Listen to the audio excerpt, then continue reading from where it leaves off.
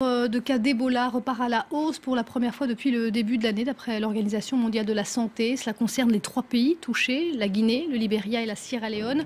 39 nouveaux cas, par exemple, ont été enregistrés en Guinée la semaine dernière contre 30 la semaine précédente. On va en parler avec notre invité, Cellou Dalein Diallo. Bonsoir. Bonsoir. Vous êtes le chef de l'opposition guinéenne. Alors, donc la situation est préoccupante, hein, puisqu'en Guinée notamment, c'est le fait que de plus en plus de régions dans le pays sont touchées par la maladie.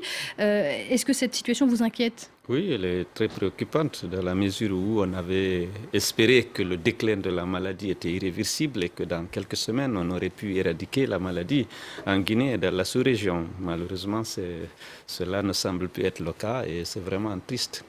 Alors la Guinée se trouve dans une situation politique également assez tendue, hein. Nous sommes en 2015, l'année prévue pour la présidentielle, et on a l'impression qu'on est un peu dans l'impasse entre pouvoir et opposition. Vous réclamez la reprise d'un dialogue politique, vous réclamez notamment à nouveau une nouvelle réforme de la commission électorale, de la CENI. Est-ce que vous pensez pouvoir faire plier le gouvernement sur ce point ?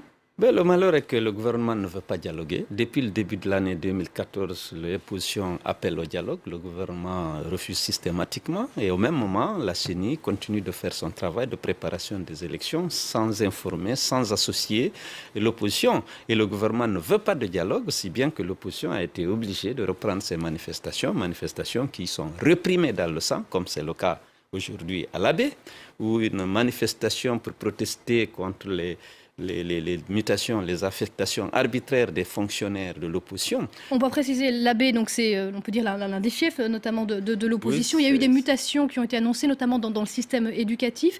Et selon vous, ce sont des mutations politiques. On en veut à votre parti. C'est l'État qui organise ça, selon vous ? Oui, il faut dire qu'en Guinée, lorsque tu n'es pas du RPG, un citoyen perd ses droits. Le parti présidentiel, vous perdez vos droits. Vous n'avez plus droit à une promotion au sein de l'administration, vous n'avez droit à aucune responsabilité, vous êtes dégradé, vous êtes humilié, exclu, affecté arbitrairement à des endroits très éloignés. Mais est-ce que les jeunes n'ont pas répondu avec beaucoup de violence par rapport à cela ? Non, il n'y a pas eu de violence. Il n'y a eu aucun bâtiment public ou privé qui a été attaqué par les manifestants. La manifestation a été autorisée, mais subitement, les autorités ont décidé de réprimer. Vous savez qu'Alpha Condé gouverne par la répression, par la force, par les arrestations des opposants.